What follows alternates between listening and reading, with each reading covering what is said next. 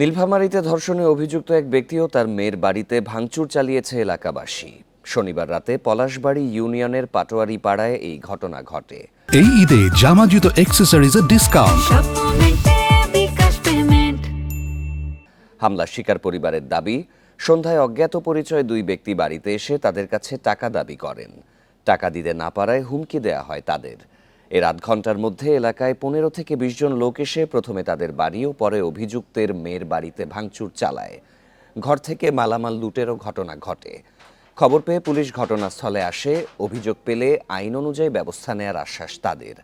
শুক্রবার 7 বছরের শিশুকে ধর্ষণের অভিযোগে গ্রেপ্তার করা হয় ভ্যান চালক আবু বক্করকে। পরদিন তাকে আদালতের মাধ্যমে কারাগারে পাঠানো হয়।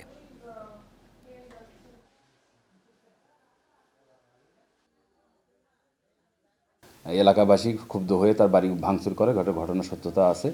আমরা প্রাথমিকভাবে সেখানে পুলিশ গিয়েছিল।